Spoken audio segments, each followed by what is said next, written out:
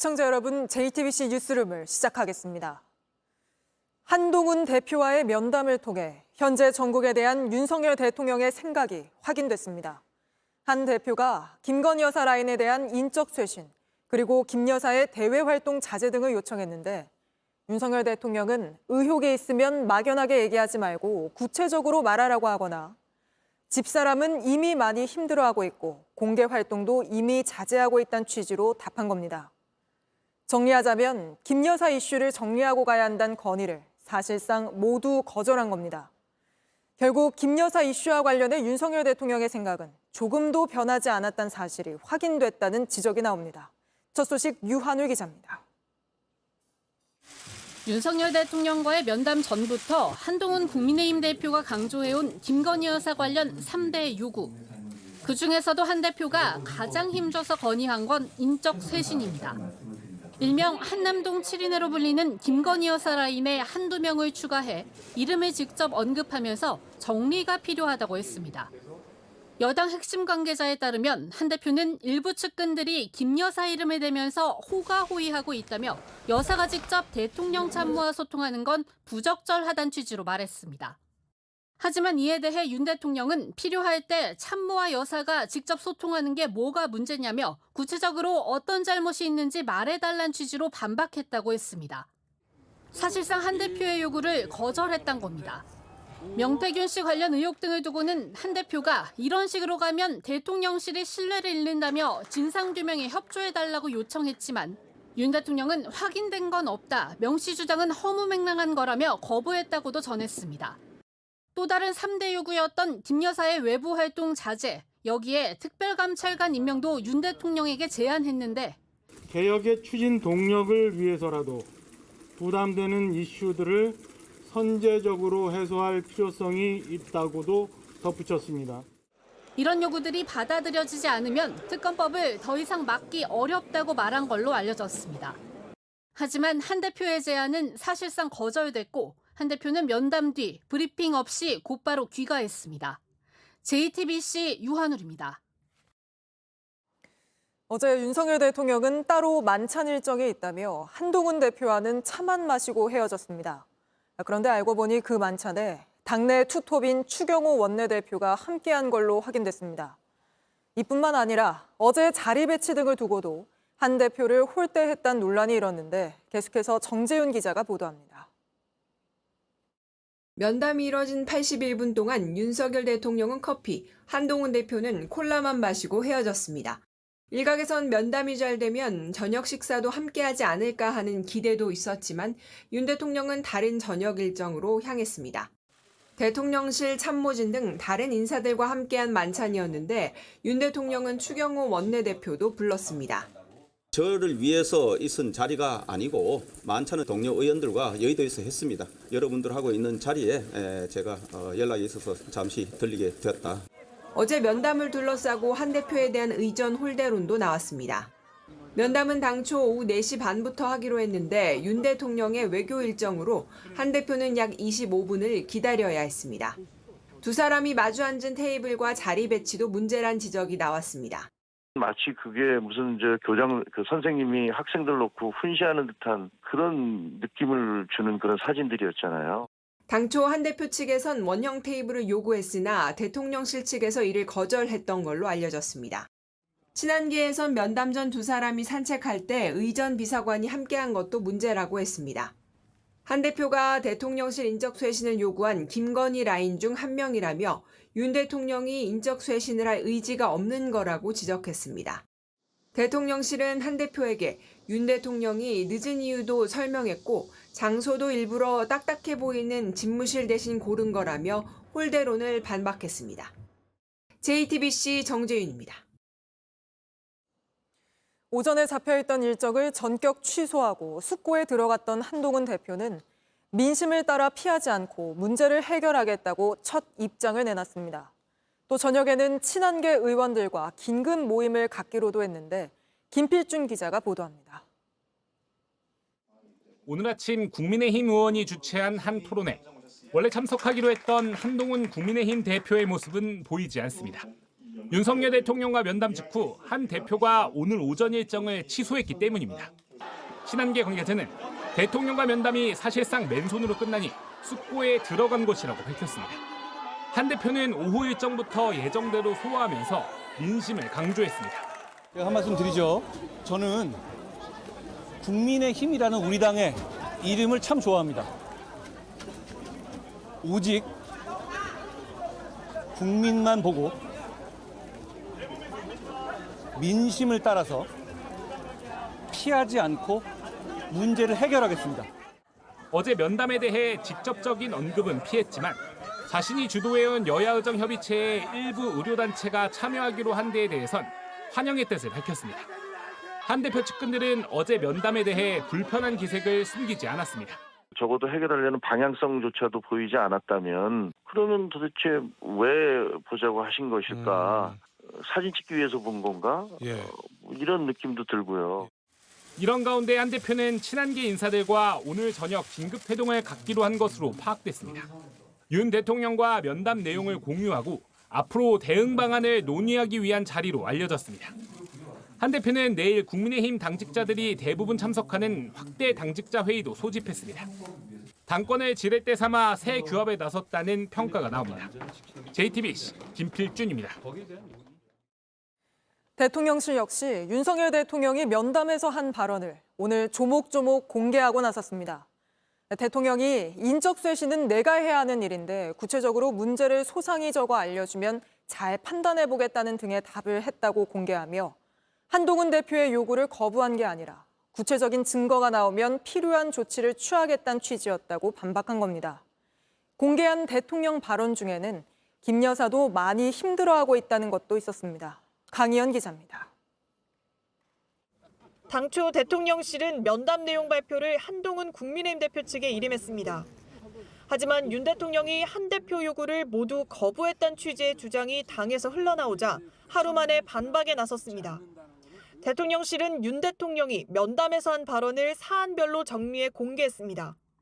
이에 따르면 윤 대통령은 여사 라인에 대한 인적 쇄신 요구에 나를 잘 알지 않느냐, 인적 쇄신은 내가 해야 하는 일이라고 강조하며 구체적으로 무슨 행동에 문제가 있는지 소상히 적어 알려주면 잘 판단해보겠다고 했습니다. 김건희 여사의 대외 활동 중단에 대해선 여사도 많이 힘들어하고 있다며 활동을 많이 자제하고 있고 더 자제하려 한다고 설명했습니다. 명태균 씨 등과 관련한 의혹 해소에 협조해달란 요구엔 이미 검찰 조사가 진행 중이라며 의혹을 구체화해서 가져와 달라고 재요청했습니다. 그러면서 어처구니 없는 의혹에 대해선 당도 함께 싸워달라고 당부했다고 합니다. 한 대표의 요구에 대한 거부가 아니라 구체적 증거가 나오면 필요한 조치를 취할 수도 있다는 입장을 밝혔다는 해석에 더 무게를 실은 겁니다. 윤 대통령은 김 여사 특검법에 대해 우리 의원들이 헌정을 유린하는 야당과 같은 입장을 취할 경우 나로서도 어쩔 수 없겠지만 나는 우리 당 의원들을 믿는다고 밝힌 걸로 전해집니다. 대통령실 관계자는 JTBC에 한 대표가 자기 입장을 정해놓고 그게 맞다, 사인하라는 식으로 하는 거냐며 대통령 입장에서 상당히 불쾌할 거라고 했습니다. 이처럼 대통령실 내부에선 불쾌감이 상당한 상황이어서 이번 면담으로 양측의 감정의 골만 더 깊어졌다는 해석이 나옵니다. JTBC 강연입니다. 윤석열 대통령과 한동훈 대표와의 면담, 스튜디오에서 좀 더 짚어보겠습니다. 정치부 유정화 기자가 나와 있습니다. 자, 유 기자. 한동훈 대표가 김건희 여사와 관련해서 한 요구는 사실상 모두 거절된 거 아닙니까? 네, 그렇습니다. 김건희 여사의 활동 중단은 한동훈 대표가 사전에 공개했던 이 세 가지 요구 사항 중에 하나였는데요. 네. 윤 대통령의 답변은 김 여사도 많이 힘들어하고 있다라는 거였습니다. 그러면서 이 장모 최은순 씨가 감옥에 간 사실도 언급을 하면서 나와 내 가족이 문제가 있으면 편하게 빠져나오려고 한 적 있냐 이렇게 말한 것으로 전해지는데요. 한 대표는 김 여사의 활동이 국민 눈높이에 맞지 않는다 이렇게 주장을 해왔는데 양측이 이 사안을 보는 시각 서로 어긋나고 있는 겁니다. 네. 다만 윤 대통령은 이미 활동을 많이 자제하고 있고 앞으로 더 자제하려 한다라고 했습니다. 특별감찰관은 여야가 협의할 문제라고 했고 제2부속실 설치에 대해서는 면담에서 언급되지 않았다고 대통령실 관계자는 밝혔습니다. 사실 어제 면담으로 이른바 윤한 갈등이 해소되기는 이제 힘들어진 거 아닙니까? 네, 이 대통령실이 직접 공개한 이 사진 한 장 분위기를 잘 말해주는 것 같은데요. 윤 대통령의 표정이 이렇게 좀 경직되어 있고 네. 뒷모습만 보이는 이 한동훈 대표 같은 경우에는 대통령에게 말할 이 내용이 담긴 빨간 파일을 만지작거리는 그런 모습입니다. 네. 이 대통령실은 서로가 하고 싶은 말을 다 했다. 두 분의 말씀의 비중 60대 40 정도였다. 이렇게 설명을 했지만요. 한 대표 측은 윤 대통령이 한 대표 제안에 대부분 동의하지 않았다고 했습니다. 사실상 요구사항이 모두 거절됐다는 건데 한마디로 한 대표가 씁쓸해하더라라는 게 한 대표 측 얘기입니다.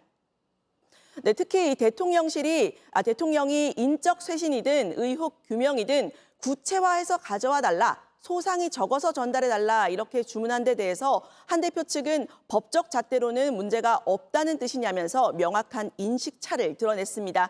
지금으로서는 이 후속 만남도 기대하기가 좀 어려워 보이는데요. 네. 대통령실은 그런 약속이나 덕담 전달받지 못했다라고 했고요. 한 대표도 국민만 보고 민심을 따라 문제를 해결하겠다고 공개적으로 말했습니다. 사실 이제까지 한 대표 측은 그 3대 요구가 김건희 여사 리스크를 해소하기 위한 최소한의 방안이다. 이렇게 주장을 해왔잖아요. 근데 친한계 입장에서는 그게 모두 거절당한 셈이니 여사 특검법 이탈표가 더 생길 수도 있는 겁니까? 네, 이미 한 대표가 어제 면담 자리에서 이 특검법 관련해서 상황이 악화가 되면 감당하지 못하게 될 수 있다. 이렇게 말을 직접 한 것으로 알려지는데요. 네. 당정 갈등을 봉합할 마지막 기회라고 봤던 어제 면담이 이렇게 끝나면서 이탈표를 막을 명분도 지금 희미해진 것 아니냐 이런 분석이 나옵니다. 지난 4일에 특검법 재표결 당시 국민의힘 이탈표 4표였는데요. 이탈표가 만약에 8표가 되면 대통령 거부권이 무력화되면서 특검법이 가결될 수 있는 상황입니다. 네. 친한계에서는 분위기와 여론이 나빠지면 이탈표가 더 생기지 않겠느냐 이런 목소리도 나오고 있습니다. 네, 지금 친한계에서 오늘 만찬을 한다고 하잖아요. 거기서 또 어떤 내용이 나왔는지 봐야겠습니다. 오늘은 여기까지 짚어보겠습니다. 유정아 기자였습니다. 김건희 여사 공천 개입 의혹의 핵심 제보자 강혜경 씨가 어제 국회에서 쏟아낸 증언으로 의혹이 점점 커지고 있습니다. 이 의혹은 크게 두 갈래입니다. 지난 대선 당시 윤석열 대통령에게 유리하도록 여론조사를 조작했는지와 그 대가로 공천을 받았는지 그 여부입니다. 먼저 여론조사의 어느 부분이 문제였고 무엇을 밝혀야 하는지부터 임예은 기자가 짚어드립니다. 지난 대선을 앞두고 미래한국연구소가 진행한 여론조사는 81차례입니다. 공표조사와 미공표조사, 그리고 자체조사를 모두 합한 숫자입니다. 강혜경 씨는 이 가운데 자체조사 3-4건에 조작 지시가 있었다고 설명했습니다. 지시를 할 때 일부적으로 이제 이거 데이터를 조금 손을 대라, 조작을 해라라는 지시는 있었습니다. 자체조사 응답 표본을 윤석열 당시 후보에게 유리하게 조정했다고 말했습니다. 윤석열이를 또 올려갖고 홍준표보다 한 2% 앞서게 해주있어. 그 젊은 아들 있다 아닙니까? 누군가간에 더 계속 올려갖고 이게 연령별 투표를 하면 더 60세는 더 올라가지. 윤석열이가. 그 계산해갖고 넣어야 돼요. 윤 후보가 부각되도록 질문을 배치하라는 지시도 받았다고 했습니다. 돌리고 있어요. 1대1에 원희룡이 빼갖고 무슨 문제가 있는 거 아닌가? 이런 자체 조사는 외부로 유출하지 않는다면 어떤 방식으로 조사해도 불법이 아닙니다. 그 자료는 내가 보는 자료예요. 내가 보고 연구하고 하는 자료예요. 하지만 강 씨는 이 조사 결과가 윤석열 캠프로 전달됐다고 주장했습니다. 명태균 씨가 윤석열 후보에게 어떤 방식으로 보고한 것으로 알고 있어요? 실물로도 가지고 갔었고 그 나중에는 카톡으로 제가 보고서를 드리면 전달을 해서 맨날 윤석열에서 보고해줘야 돼. 다만 강 씨는 조작 사실을 윤 후보 측은 몰랐고 지시한 적도 없다고 말했습니다. JTBC 임예은입니다. 이런 여론조사의 대가로 공천을 받아왔느냐가 의혹의 또 다른 핵심 쟁점인데 강혜경 씨는 오늘도 명태균 씨가 여론조사의 대가로 김영선 전 의원의 공천을 받아왔다는 주장을 이어갔습니다. 이어서 이은진 기자가 보도합니다. 국정감사장에 출석한 강혜경 씨는 2022년 재보궐 때 김영선 전 의원에게 공천을 준 건 김건희 여사라고 주장했습니다. 김영선 공천을 누가 준 겁니까? 김건희 여사가 줬고 지금 그 당시에 당대표였던 이준석 의원과 그 윤상현 그때 공관위 위원장의 이제 힘을 합쳐서 오늘도 강 씨는 같은 주장을 이어갔습니다. 진실을 밝히기 위해 용기를 냈다며 명태균 씨가 자신을 위증죄로 고발하면 맞고발하겠다고도 했습니다. 강 씨는 공천이 명태균 씨가 지난 대선 여론조사를 해 윤석열 대통령에게 제공한 대가라고 했습니다. 강 씨에 따르면 당선 이후 애초 명 씨는 여론조사 비용을 받아오겠다고 했습니다. 3월 21일 날 비행기를 타고 돈을 받으러 그 갔었는데 금액이 총 얼마입니까? 3억 7,500만 원 정도 됐어요. 그 여론조사 네네, 비용인가요? 네네. 그걸 받으러 서울로 간다고 그랬나요? 네. 이때 자신이 끊어준 것이라며 명 씨 이름으로 된 2022년 3월 21일 비행기표도 공개했습니다. 하지만 명 씨는 돈은 가져오지 않았고 김 전 의원 공천을 받아왔다고 주장하기 시작했던 겁니다. 김건희 여사가 돈을 챙겨줄라 한 데서 내역서를 이제 보냈는데 김 여사가 이제 김영선 공천의 대가로 명태균의 생계를 책임지라. 김 전 의원에게 지급된 세비 절반을 명 씨가 받아간 것도 이 때문이라고 했습니다. 내가 뭐 알고 한 건 아닌데 어쨌든 명태균이의 덕을 봤잖아.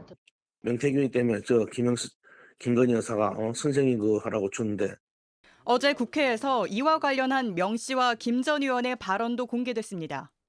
하지만 명 씨는 모두 허세였다고 주장하는 상황입니다. JTBC 이은진입니다. 또 다른 의혹도 나왔습니다. 어제 강혜경 씨는 명태균 씨와 김건희 여사가 영적인 대화를 많이 나눈다고 했습니다.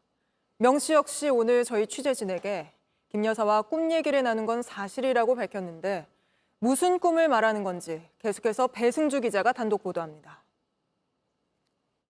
명태균 씨와 김건희 여사가 영적 대화를 많이 나눴다고 주장한 강혜경 씨는 그 근거로 녹취 하나를 공개했습니다.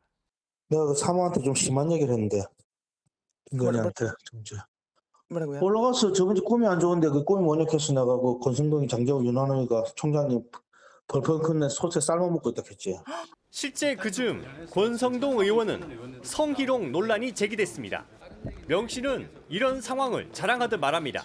요새는 하나에 어떤 집중하면 나는 이렇게 딱딱 촉이 딱 맞거든. 녹음을 만약에 한 게 나오면 그 순간 집에 가야 되겠는데. 하지만 정말 김 여사와 이런 꿈 얘기를 나눴는지는 알 수 없었습니다. 정황만 있고 증거는 없는 겁니다. 하지만 명 씨는 오늘 JTBC에 이 통화 녹음 내용은 사실이라고 말했습니다. 이런 꿈을 꾼 뒤 김 여사에게 전화로 말하는 와중에 권 의원 기사가 뜨더라고 밝혔습니다. 강 씨는 어제 이 녹취 말고 다른 사례도 여럿 공개했습니다. 장님이지만은 칼을 잘 휘두르기 때문에 장님의 무사라고 했고 장님의 어깨에 올라타서 이제 주술을 부리라는 그런 의미로 창원 지역 한 정치인도 비슷한 말을 들었다고 했습니다. 대통령 까막눈을 사고 사고는 눈을 받는다 안주된다. 강 씨는 명 씨가 윤 대통령 장모 구속을 예견했다고 말하고 다녔다고 주장했습니다. 번거지 모자를 쓰고 있는 중년 여성이 방으로 들어가더라. 그 이제 모습을 봤을 때 집안에 약간의 이제 좀 기운이 안 좋다라고 얘기를 했고 이틀인가 3일 뒤에 이제 구속이 됐다. 하지만 명 씨는 다른 영적 대화 주장에 대해서는 나는 무속인이 아니라며 부인했습니다. JTBC 배승주입니다. 보신 것처럼 의혹은 갈수록 커지고 있습니다. 특히 어떤 부분에 대해 명태균 씨 그리고 대통령실의 설명이 필요한 건지 스튜디오에서 강버들 기자와 짚어보겠습니다. 자, 강 기자, 지금까지 공개된 녹취나 메시지로 드러난 내용부터 짚어보죠. 네, 명태균 씨는 2021년 6월 18일에 대통령 부부를 처음 만났다고 주장합니다. 7월에 봤다는 대통령실의 설명과는 안 맞습니다. 지금 보시는 이 카톡은 명 씨가 저희 취재진에게 시점이 7월 6일 이전에 여사와 나눈 것이라고 말한 카톡인데요. 그 사이에 김 여사가 완전히 의지하는 상황이라고 할 정도로 관계가 친밀해졌다는 얘기입니다. 그러다 7월 30일 대통령이 국민의힘에 입당하고 대선 후보 경선에 돌입합니다. 이 경선이 진행되는 9월과 10월에 명태균 씨는 강혜경 씨에게 여러 차례 여론조사 관련 지시를 합니다. 이 당시에 유력 후보였죠. 홍준표 대구시장보다 2, 3% 정도 더 나오게 해달라는 지시도 있었습니다. 이게 다 공개된 녹취에 있는 내용이잖아요. 조작이 있었다고 의심될 만한 말들이고요. 어제 국감에서 강혜경 씨도 그런 지시를 받았다고 증언하지 않았습니까? 네, 맞습니다. 그리고 나서 2021년 11월 5일에 윤석열 대통령이 국민의힘 후보로 확정되는데요. 2022년 2월의 녹취들을 보면 명 씨는 강혜경 씨에게 윤석열 대통령에게 보고를 해야 한다며 조사를 하도록 지시를 합니다. 네. 이때도 연령별 투표율을 넣어서 계산하라는 등 조작 지시로 볼만한 말들을 했습니다.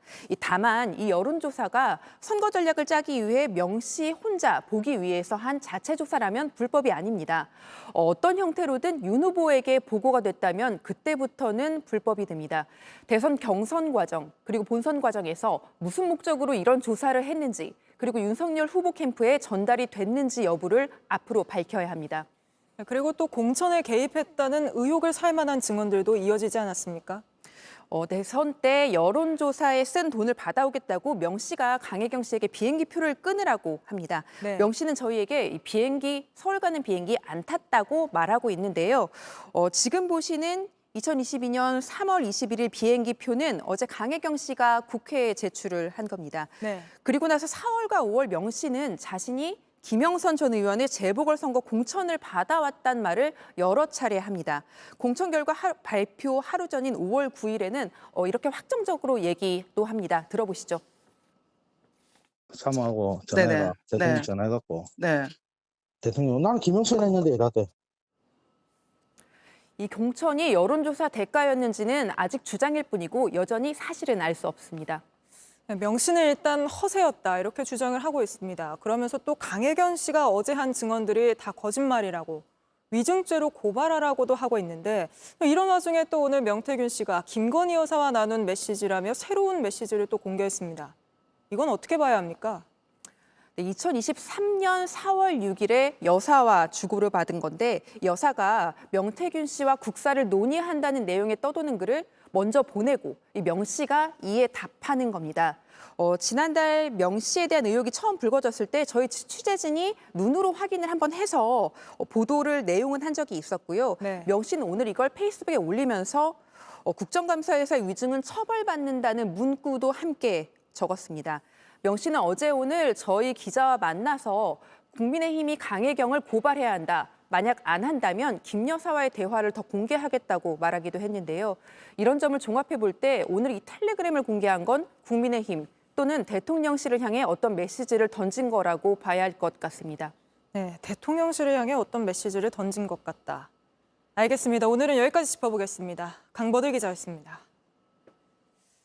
네, 국회 정무위원회에서 열린 국정감사에서는 역사관 논란이 불거졌던 김형석 독립기념관장에게 야당 의원들의 질의가 집중됐습니다.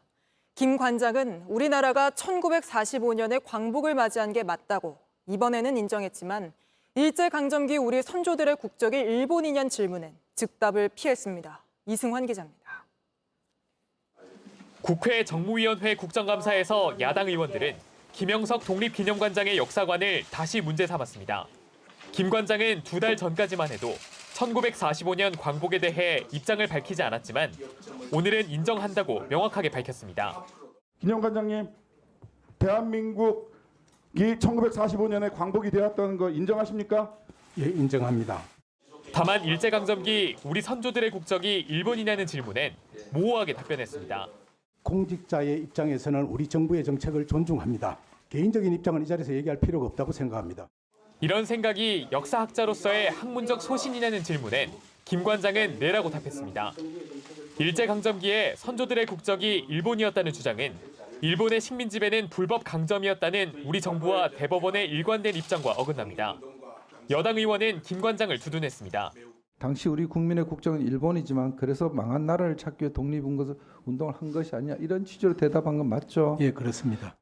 국감에선 국가보훈부가 추진하는 국내 민족 독립운동 기념관 설립과 관련한 논란도 제기됐습니다. 야당은 이승만 전 대통령을 기리기 위한 게 아니냐고 지적했고 강정의 국가보훈부 장관은 광복 80주년을 기해 국내 독립운동에 대한 부분을 주목하는 과정에서 진행한 사업이라며 이 전 대통령과 관련성을 부인했습니다. JTBC 이승환입니다.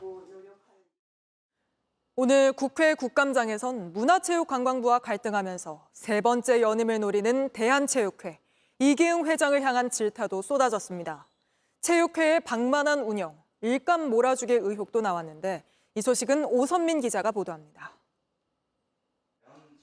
국회 국정감사에선 한 해 5천억 원 넘는 예산을 쓰는 대한체육회의 회계 관리가 동호회 수준만도 못하다는 비판이 나왔습니다.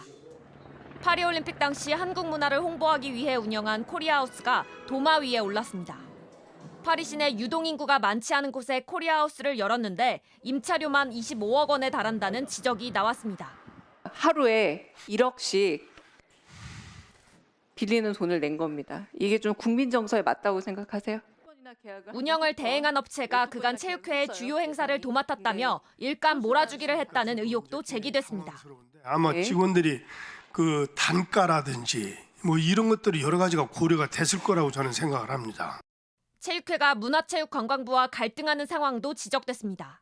세 번째 연임을 노리는 이 회장이 최근 기자회견을 열어 체육회의 정치적 독립을 주장하며 국제올림픽위원회, IOC가 의구심을 갖고 지켜보고 있다고 한 발언도 문제 삼았습니다. 회장님께서 국민들을 겁박했다라고 생각합니다. IOC를 핑계대서 우리 IOC로부터 제명당할 수 있어. 국감장에선 이 회장이 체육회 대의원 총회를 독단적으로 운영한다는 체육계 내부의 쓴소리도 나왔습니다. 그럼 동네 개모임만도 못합니다. 그래서 반대 의견이 개진됨에도 불구하고 박수 의결로 항상 이루어지고요. 이기흥 회장님의 모습은 흔히들 얘기하는 체육 대통령 그 이상의 모습이었습니다. JTBC 오선민입니다. 서울경찰청의 한 간부가 직장 내 괴롭힘에 힘겨워하다가 스스로 목숨을 끊으려 한 사건이 있었습니다. 보름여 만에 의식을 찾고 말을 할 수 있게 된 이 간부가 그동안 겪었던 일을 털어놓는 육성 파일을 저희가 입수했습니다. 최연수 기자가 단독 보도합니다. 지난달 22일 서울경찰청 간부 A씨가 자신의 차 안에서 불을 붙여 온몸에 화상을 입었습니다.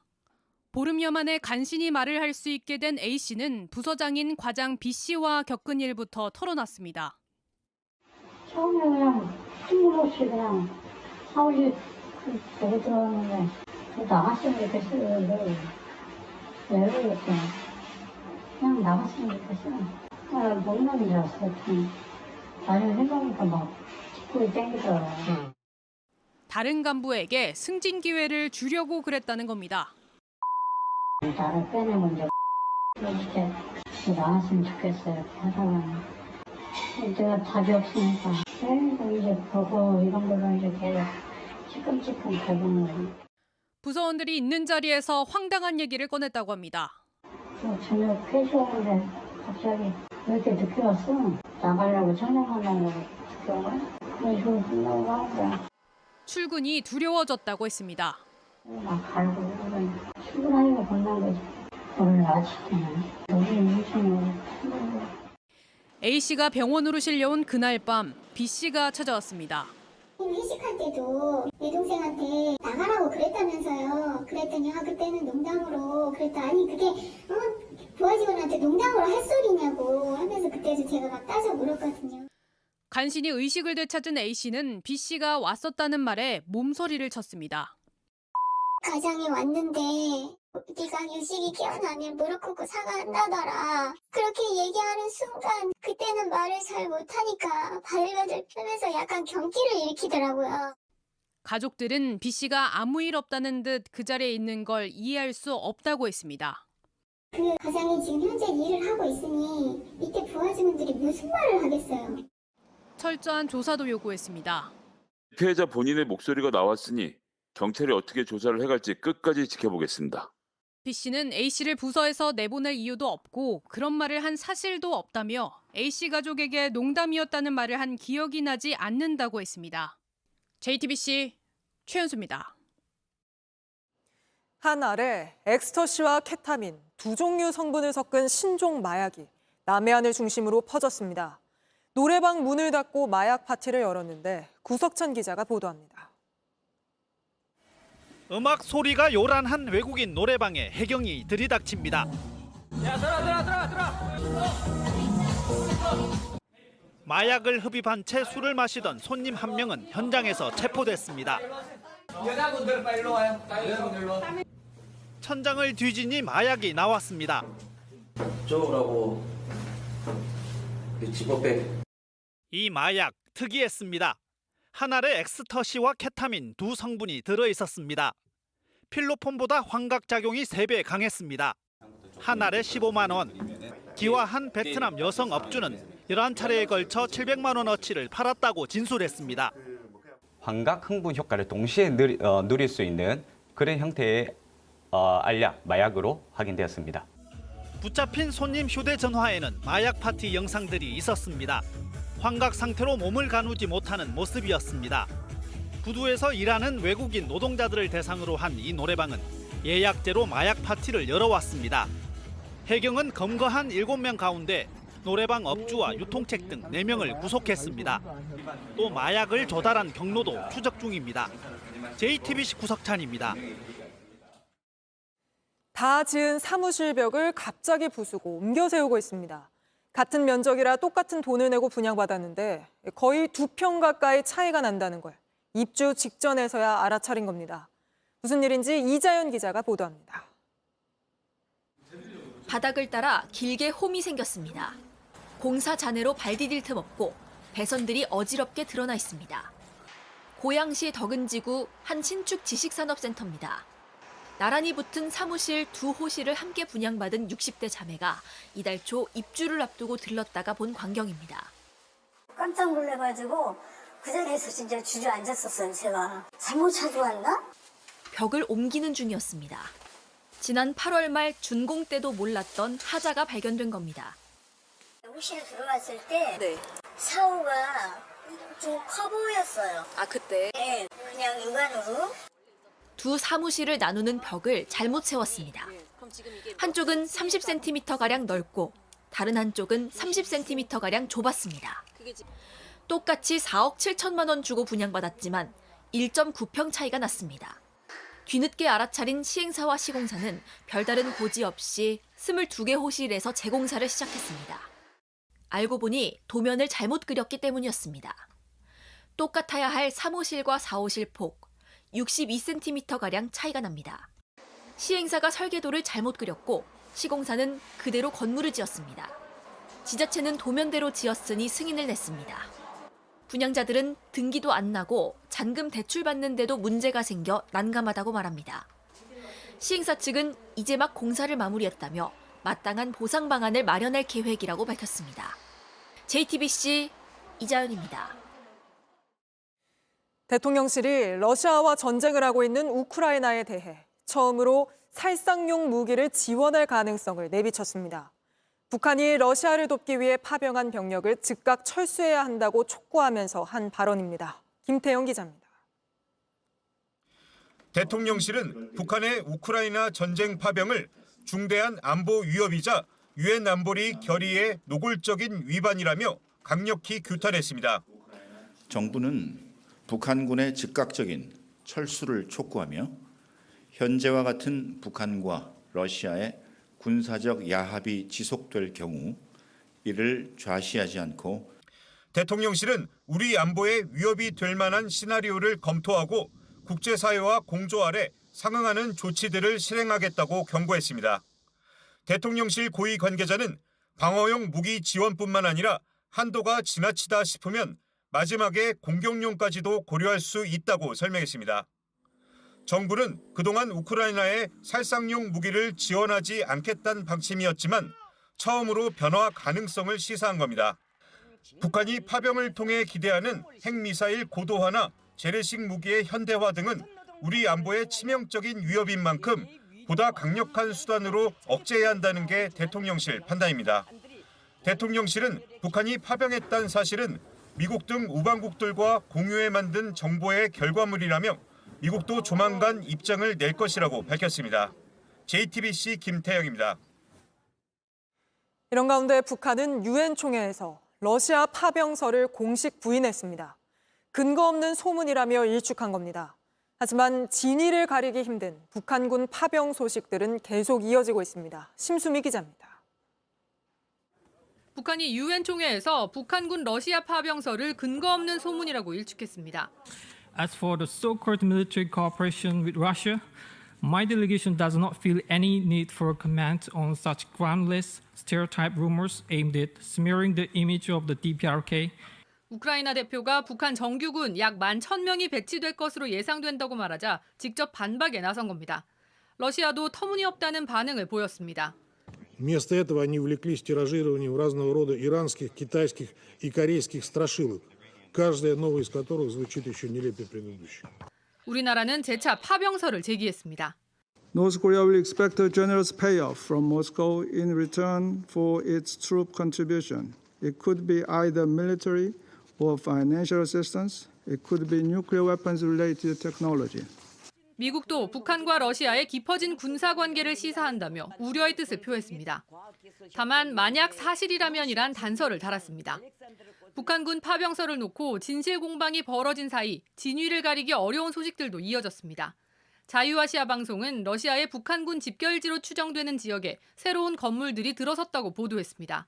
북한군 막사나 무기 창고일 수 있다고 전했지만 위성사진 외에는 확실한 근거는 없었습니다. 친러시아 측 텔레그램 계정은 우크라이나 동부 격전지에 러시아와 북한의 국기가 나란히 걸린 사진을 게재했습니다. 우리의 행동이 적에게 큰 혼란을 일으켰다는 글도 함께 남겼습니다. 북한군 파병설을 역이용한 겁니다. 우크라이나군은 해당 사진이 사실 여부를 떠나 정보작전의 일환이라고 평가했습니다. 우크라이나군 사기 저하를 목적으로 공포 선전을 하고 있다고 밝혔습니다. JTBC 심수희입니다. 이제 미국 대선이 2주 앞으로 다가왔습니다. 저희 정강현 특파원이 주요 경합주 현장을 돌면서 막판 판세를 취재 중인데 그 첫 번째 순서로 애리조나주로 가보겠습니다. 자, 정강현 특파원, 지금 뒤로 보이는 게 국경 장벽입니까? 네, 그렇습니다. 장벽 바로 건너편이 멕시코입니다. 이번 대선의 핵심 이슈 가운데 하나가 바로 이 장벽을 넘어서 몰려드는 불법 이민자 문제입니다. 애리조나는 또 이번 대선 투표일에 낙태권과 관련된 주민투표도 동시에 진행합니다. 이민과 낙태, 그러니까 이번 대선의 핵심 이슈가 한꺼번에 교차하고 있어서 미국 전체 표심을 가늠해 볼 수 있는 경합주라고 할 수 있겠습니다. 네, 그러면 바로 이슈를 하나씩 따져보죠. 애리조나에서 불법 이민 문제는 어떻게 받아들여지고 있습니까? 네, 국경과 맞닿아 있는 만큼 불법 이민 문제에 대해서 상당히 민감한 반응들을 보였습니다. 관련 내용은 리포트로 준비했습니다. 불법 이민 문제는 애리조나의 표심을 결정짓는 핵심 요소 중 하나입니다. 멕시코와 국경을 맞대고 있는 장벽이 제 뒤로 길게 늘어서 있습니다. 이곳 인근 지역은 지난 대선 땐 바이든 대통령을 밀었지만 불법 이민 이슈가 확산되면서 이번엔 트럼프를 찍겠다는 목소리가 조금씩 커지고 있습니다. 실제 트럼프 지지자의 절대 다수인 86%가 이민자 유입으로 자신들의 생활이 더 나빠졌다고 답했습니다. The visitors would come and put that labor cost a little bit down, so they kind of ruin it for the ones that do live here. They do put our rates down in some sort of sense. 특히 애리조나 인구의 약 3분의 1을 차지하는 라틴계 유권자의 이탈이 눈에 띕니다. 최근 여론조사에서 해리스에 대한 애리조나 라틴계의 지지율은 56%였는데 지난 대선에서 바이든 대통령이 약 70%를 득표한 것에 비하면 상대적으로 낮은 수치입니다. 경제 문제가 결정적이란 목소리가 많았습니다. Why I should go for him? The things when he was a president, he did a lot of good things for people. People get houses. It was low on the gas. The prices on the food were good. 애리조나 전체 인구에서 라틴계 비율이 약 32%로 높은 만큼 라틴계 지지율이 과거 바이든에 못 미치는 상황 역시 해리스에겐 부담이 될 수밖에 없습니다. 라틴계를 넘어서 애리조나 전체 유권자를 보면 최근 여론 흐름은 어떻습니까? 사실 애리조나는 그간 공화당 텃밭이었지만 지난 대선에서 바이든이 불과 0.4%포인트 차이로 극적인 승리를 거두면서 이른바 퍼플 스테이트, 경합주로 분류되기 시작했습니다. 하지만 최근 여론조사 흐름을 보면 이번 대선에선 트럼프가 애리조나를 되찾아올 가능성이 엿보입니다. 가장 최근에 발표된 여론조사에서도 3%포인트 차이로 앞서 있을 정도로 경합 우세 상황이 이어지고 있습니다. 그러면 해리스가 반점을 노려볼 만한 지점은 없습니까? 앞서 말씀드린 낙태권 주민투표에서 찬성표를 던지겠다는 비율이 과반입니다. 여성 표심이 결집할 경우 얼마든지 반전 포인트가 될 수 있습니다. 여성 유권자 목소리 직접 들어보시죠.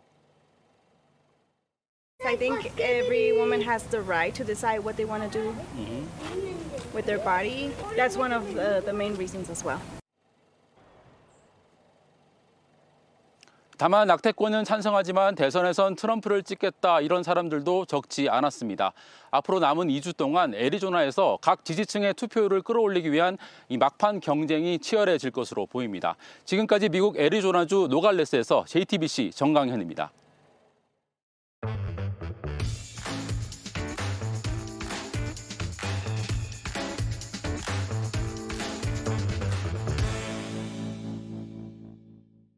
돌아온 비하인드 뉴스 시간입니다. 오늘도 이성대 기자와 함께하겠습니다. 자, 이 기자 바로 볼까요? 네, 첫 번째 이슈입니다. 국회에 나온 비빔인간, 요즘 유행하는 표현이죠. 네. 저는 비빔인간입니다. 정체성 혼란을 겪는 한국계 외국인들이 자신을 표현하면서 썼던 말인데, 자, 어제 국회에서도 비슷한 상황이 연출됐습니다. 이른바 가맹점 갑질 논란이 불거졌던 아디다스 코리아 대표가 국회에 출석을 했는데 지난해에 이어서 두 번째 증인 출석입니다. 하지만 답변 과정에서 갑자기 영어를 써서 논란이 됐습니다. 들어보시죠. 어떤 노력을 하셨나요? Adidas Korea announced the future partners policy, and so during the past 1 year, what actually have you been doing and what has changed? Okay. Honorable Congressman, I 잠시만요. appreciate. 위원장님, 작년에 한국말로 다 답변하셨거든요. 지난해 국감에서는 우리나라 말로 잘 얘기하다가 이번에는 갑자기 영어를 했다는 건가요? 그렇습니다. 피터 곽 대표는 한국계 캐나다인이라서 한국말이 서툴러서 의미 전달이 좀 잘 되지 않을까 우려했기 때문에 영어로 답변했다 이렇게 해명을 했습니다. 네. 하지만 말씀하신 것처럼 지난해 국감 때는 비교적 구체적으로 자세하게 사측의 입장을 설명을 했는데 한번 보시죠. 당연히 점장들을 배려를 하면서 이런 구조 조정이 좀 필요하다. 그래서 제일 크게 우리가 배려를 해드릴 수 있는 게 계약들이 1년 갱신들이라서 우리가 2번이나 갱신을 했습니다. 한국어 굉장히 잘하던데요. 그렇습니다. 갱신 이렇게 어려운 표현도 네. 거침없이 쓰고 있죠. 특히 지난 여름에는 또 손흥민을 초청한 행사에서도 유창하게 한국말로 대화를 했습니다. 이 장면도 같이 보시죠. 우리가 첫 그 골을 기념하기 위해서 오늘 생일 선물로 이거를 찾았습니다. 네, 너무 감사드립니다. 네, 의미 있는 선물을 좀 되기를 바랍니다. 네, 너무 감사합니다. 축하드립니다. 이 정도면은 한국어가 서툴러서 영어 쓴다는 그 주장이 조금 지적이 나올 만하네요. 그렇습니다. 그러다 보니 국회를 무시하는 게 아니라 이런 지적들도 나왔는데 참고로 특히 외국계 회사들 국내에서 돈을 많이 벌면서 정작 사회적 책임을 방기하거나 어떤 제도 개선에 대한 대책을 내놓지 않고 있다는 지적이 이어지고 있습니다. 이 아디다스 코리아 같은 경우에도 이미 1년 전에 그 대리점과의 상생 협력 문제로 지적을 받았는데 그동안 고쳐지지 않아서 다시 한번 국회에 불려 나온 셈이죠. 그런데도 보신 것처럼 답변 태도나 이런 것들은 후퇴했다 이런 지적이 나오고요. 또 하나 이 곽 대표는 주머니에 손을 넣고 대답을 하다가 또 불성실한 태도라고 지적을 받았습니다. 네. 들어보시죠. 어느 나라 국적이에요? What is your nationality? Canadian. 캐나다와 저희가 문화가 얼마나 다른지 모르지만 아마 캐나다 국회에서 저딴 식으로 주머니 손 넣고 근들근들대서 정의 나오는 사람 없을 겁니다. 비슷한 사례가 또 있었습니다. 지난 10일이었는데 코스트코 코리아 최근 그 미국산 쇠고기에서 산탄총 파편이 나왔죠. 납탄의 일부가 나와서 논란이 됐는데 항의하는 소비자들에게 언론에 알리면 보상을 해주지 않겠다라고 한 걸로 알려져서 또 논란이 됐습니다. 바로 이 대표도 이런 문제들 때문에 2년 연속 국회에 불려 나왔지만 이런 불거진 문제들에 대해서 확인해 보겠다 원론적인 답변만 했기 때문에 여야 의원들로부터 질타를 많이 받았습니다. 알겠습니다. 다음 이슈 바로 볼까요? 자, 두 번째 이슈 보겠습니다. 채식주의자의 몽고 반점, 한강 작가의 노벨 문학상 수상 작품들이죠. 세계적으로 인정받은 작품들인데 최근이었습니다. 지난해 경기도의 일부 학교들이 유해 도서를 선정해서 폐기했다 이런 논란이 뒤늦게 있었죠. 오늘 이 문제에 대해서 임태희 경기도 교육감이 입장을 밝혔는데 직접 들어보시죠. 깊은 사고가 들어있는 작품이다. 다만 이제 특히 채식주의자의 이 편인 몽고 반점이나 이런 분야에서는 그 여러 가지 학생들이 보기에는 좀 저도 좀 민망할 정도의 깊은 사고가 들어있지만 학생들 보기엔 좀 민망하다 이렇게 주장을 한 거군요. 그렇습니다. 노벨상을 받은 것과는 별개로 청소년들에게는 좀 유해하다라고 주장을 한 건데 이렇게 얘기도 했습니다. 자, 교내 성폭력이나 성폭력 행위 늘고 있기 때문에 폐기하는 데는 어쩔 수 없어라고 지적을 한 겁니다. 다시 말해서 채식주의자라는 책이 선정적인 콘텐츠라는 그 인식이 근저에 깔려 있는 게 아니냐 이렇게 지적을 할 수 있는 건데 하지만 문학적인 성출 이런 예술 작품에 대해서 선정성 잣대를 대는 게 경기도교육청이 공문서 몇 개나 어떤 그런 그 자침, 그 지침들만 가지고 판단하는 거는 너무 단순한 게 아니냐 이런 지적들이 나오고 있고요. 자, 오히려 문학 작품보다는 유튜브, OTT 등에 이미 19금 작품들이 널려 있기 때문에 오히려 청소년들이 그런 측면에서 더 유해, 영향을 받고 있는 게 아니냐 이런 지적들이 나오고 있습니다. 알겠습니다. 오늘은 여기까지 들어보겠습니다. 이성대 기자였습니다. 가수 조용필이 11년 만에 앨범을 발표했습니다. 어느새 74세 나이. 데뷔 56년 차인 가수는 오늘 낸 20번째 앨범이 이젠 마지막이라고 했는데 조소혜 기자가 전합니다.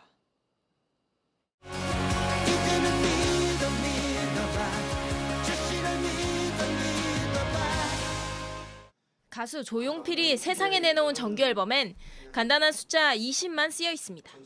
20번째 앨범이란 의미입니다. 심장이 바운스 바운스 두근데 들릴까봐 겁나. 바운스란 노래를 들고 나와 갈채를 받았던 게 2013년.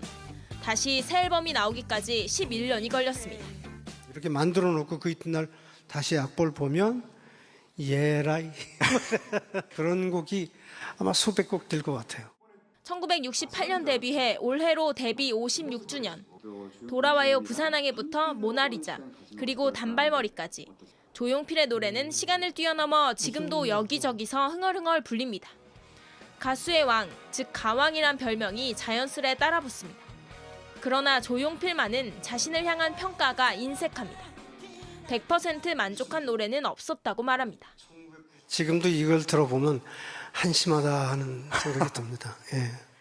74세 나이, 그럼에도 조용필의 노래는 나이 들지 않은 듯 여전히 가슴을 흔듭니다. 이제는 믿어봐.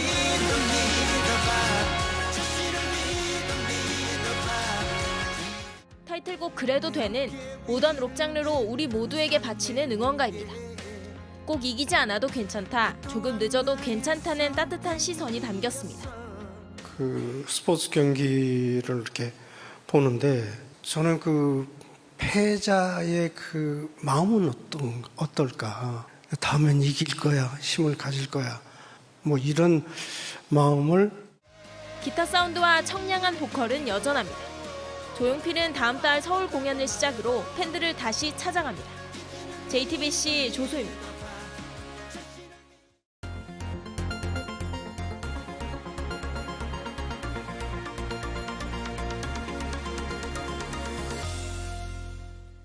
단풍이 절정인 설악산은 방문객 발길이 끊이질 않지만 정작 인근 상권은 유령 도시가 된 지 오래입니다. 찾는 사람 없는 숙박업소들은 샤워 대실이라는 궁여지책으로 버티고 있는데 망가진 설악동 상권, 밀착카메라 이가혁 기자가 다녀왔습니다. 단풍철엔 평일에도 북적이는 설악산 국립공원. 입구와 가까운 강원 속초시 설악동 B2지구 주차장은 차댈 곳이 없을 정도입니다. 하지만 조금만 눈을 돌리자 상황은 달라집니다. 네, 방금 보신 차가 가득했던 주차장에서 조금만 걸어 올라오면 이 빨간 벽돌 건물이 나옵니다. 유리창이 잔뜩 깨져 있어서 이게 무슨 건물인가 궁금해질 정도인데 저 간판을 좀 비춰주시죠. 모텔이었다는 걸 알 수가 있습니다. 이렇듯 이 주변에 폐업한 상태로, 이런 상태로 방치된 숙박업소 건물이 상당히 많다고 합니다. 멀리 떨어진 설악동 C지구 쪽은 상황이 더 심각합니다. 대형 버스 주차장 바로 옆에 있는 2층짜리 아케이드 상가입니다. 2000년대 초반까지만 해도 특히 이런 단풍철에는 손님들이 끊이질 않았다고 하는데 지금은 모두 다 폐업하고 이 1층짜리 식당 한 곳만 영업을 간신히 하고 있습니다. 그나마도 주말에 한두 그릇 파는 게 전부라고 이 식당 주인은 하소연하고 있습니다. 네, 2층으로 올라와 보시죠. 이곳에도 청소년 단체 손님들을 위한 레크레이션 업체, 아이스크림 가게, 그리고 노래방 등이 질비했는데 지금 이렇게 말 그대로 폐허가 된 상태입니다. 이 아케이드 상가 소유주가 18명으로 나눠져 있어서 재개발을 하는 것도, 추진하는 것도 쉽지가 않은 그런 상황이라고 합니다. 누가 전에 한번 이렇게 와서 그래 여기 영화 찍는 데인 줄 알았다는 거예요. 60년대 영화. 저렇게 해놓고 뭔 장사를 하냐 막 이러면서 그래요. 당일치기 관광객이 늘었고 속초 시내에 더 가성비 좋은 호텔이 많아졌습니다. 이런 숙소는 안 묵죠. 못 묵죠. 다 저기 15분만 가면 바닷가 속초에 그 호텔이 많은데. 그러니까 거기랑 차별화를 시켜야 된다고. 제 얘기는 여기는 뭔가 목조 주택으로 해가지고 요 산 밑에 그런 집 있잖아요. 예쁘게 유럽에 가면 많잖아. 손님이 끊기니 관리할 돈이 없고 그렇게 상권 전체가 망가졌습니다. 속초시에 따르면 설악동 내 숙박업소 80곳 중 영업 중인 곳은 단 30곳. 그나마도 주말 장사가 대부분입니다. 일부는 살아남기 위해 샤워 대실이라는 변종 영업을 하고 있습니다. 하산한 사람들에게 5,000원에서 10,000원 정도 받고 빈 방에서 샤워만 하게 해주는 겁니다. 직접 가보니 입구부터 정상 영업을 한다고 보기 어려운 수준입니다. 제가 등산객을 대상으로 1인당 10,000원을 받고 샤워 대실이란 걸 해준다는 이 숙소에 왔는데요. 숙소 상태를 좀 보여드리겠습니다. 여기 보면 이렇게 쓰레기가 그대로 방치가 되어 있고요. 휴지통도 마찬가지입니다. 전혀 비워지지 않은 상태고요. 또 밑에는 정체를 알 수 없는 이 먼지가 쌓인 바가지도 보입니다. 샤워 타월도 누군가 사용한 상태 그대로 이렇게 방치가 되어 있고 비누도 이렇게 그냥 방치가 되어 있네요. 또 다른 숙박업소. 여긴 샤워 대실 요금이 5,000원이었는데 천장이 다 뜯겨나간 방에 딸린 욕실이었습니다. 최근엔 주변 식당들도 밥 먹은 손님은 식당에서 샤워 가능이란 식으로 경쟁에 뛰어들었습니다. 우리 식당에서 임의로 샤워 시설 해놓고 이제 된장찌개나 밥을 술을 팔면서 무료로 지금 또 운영을 하고 있어요. 그러다 보니까 그나마도 못하는 거지. 수학여행과 신혼여행까지 1980, 90년대 설악동은 밤이 되면 오히려 더 화려했습니다. 네, 지금이 저녁 식사 시간입니다. 그나마 이 대로변에 있는 식당들은 불을 켠 곳이 있지만 오가는 손님을 찾아보기가 쉽지 않습니다. 그리고 한 블럭만 안쪽으로 들어오면요. 가로등이 아니고 불을 켠 상점을 찾아보기가 쉽지 않습니다. 이 건어물 가게도 문을 닫은 지 오래라고 하고요. 더 안쪽에 있는 치킨집, 호프집, 노래 연습장 모두 오래전에 문을 닫은 채 그대로 방치가 된 상태입니다. 마치 유령 도시에 온 그런 기분까지 들 정도입니다. 설악동 상권을 살리기 위해 지난 7월 속초시는 100억 원을 들여 스카이워크와 출렁다리를 만들었습니다. 안녕하십니까. 저기 스카이워크 예. 좀 어떻게 상권에 도움이 되나요? 어떤가요? 상권에 거의 도움이 안 되죠. 왜요? 상권에는 왜냐하면 숙박을 여기서 안 하고 그다음에 식사를 안 하고 해봐야 아이스크림 뭐 음료수 사가는 거 이 정도. 흉물로 방치된 건물 수십 동을 정리하는 게 시급해 보였습니다. 하지만 건물주와 연락이 안 닿는 경우도 많다고 합니다. 아예 한국에도 안 계시는 분들은 그것을 알고 있어요. 과연 설악동은 오래 머물고 싶은 관광지가 될 수 있을까요? 아니면 한때는 번창했던 하지만 지금은 시대를 못 따라간 낡은 관광지로 끝나게 될까요? 분명한 건 이렇게 흉물처럼 방치된 건물이 늘어갈수록 악순환의 늪은 더 깊어진다는 겁니다. 밀착 카메라 이가혁입니다.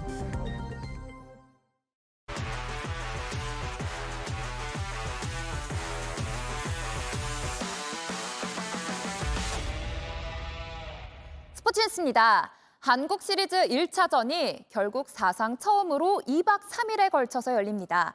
가을비가 심수를 부린 탓인데요. 삼성이 앞선 채로 6회 초에 멈춰섰던 1차전. 이어지는 내일 경기에선 누구에게 더 유리할까요? 홍지훈 기자입니다.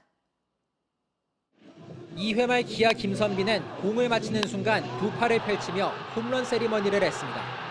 그러나 담장을 넘길 것만 같던 공은 맞바람을 맞고 떨어져 3루타가 됐습니다. 6회 초에는 삼성 김원곤이 큼지막한 타구를 만들어냈습니다. 밀어친 공이 오른쪽 담장을 넘긴 홈런이었습니다. 이어서 볼넷 2개가 나오면서 삼성이 추가 찬스를 만든 상황. 그 사이 빗줄기가 굵어졌고 경기는 그대로 멈춰섰습니다. 기아의 6회 말 공격 기회가 주어지지 않아 포스트 시즌 사상 처음으로 서스펜디드 게임이 선언됐습니다. 멈춘 경기를 오늘 다시 시작하려고 했지만 이마저도 연이은 비 때문에 무산됐습니다. 결국 남은 1차전 경기는 사흘에 걸쳐 내일 이어집니다.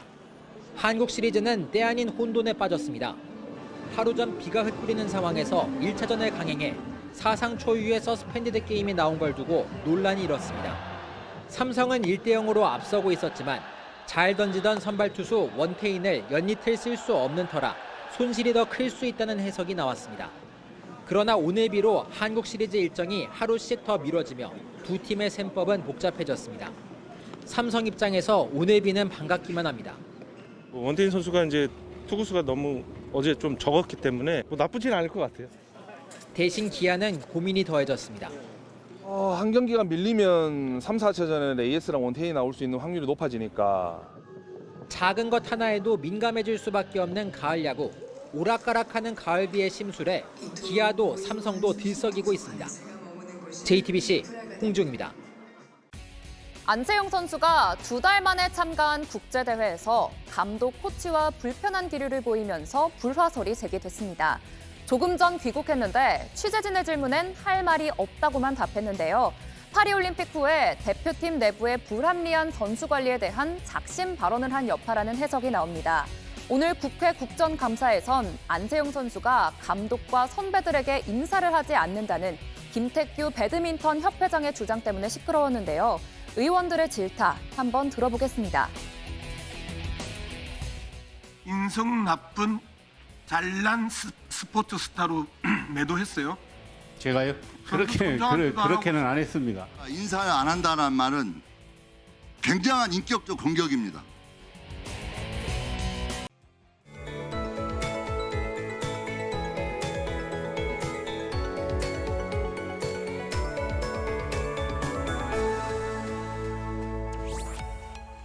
가을하면 높고 푸른 하늘이 생각나지만 요즘엔 비 소식이 잦습니다. 오늘 남해안을 중심으로는 한 차례 폭우가 지나갔고요. 지금도 전국적으로 비가 내렸다 그치기를 반복하고 있습니다. 비는 내일 오전까지 5에서 40mm 정도 더 내리겠고 소강 상태를 보일 때가 많겠습니다. 또 강원 산지에는 눈이 섞여 내릴 수 있겠습니다. 비가 그친 뒤 내일부터는 강한 바람과 함께 반짝 추위가 찾아오겠는데요. 특히 모레 아침에는 서울이 8도까지 떨어지면서 올가을 들어 가장 춥겠습니다. 하늘은 내일 오후부터 전국이 파랗게 드러나겠습니다. 아침에는 서울 11도, 대구 14도로 쌀쌀하게 출발하겠고요. 한낮에도 20도를 밑도는 곳이 많겠고 바람까지 강하게 불어서 체감온도는 이보다 더 낮겠습니다. 주 후반에는 낮 기온이 다시 24도까지 껑충 오르겠고요. 일교차도 무척 크겠습니다. 들쑥날쑥한 기온 변화에 건강관리를 잘 하셔야겠습니다. 날씨였습니다. 뉴스룸 저희가 준비한 소식은 여기까지입니다. 시청해주신 여러분 고맙습니다.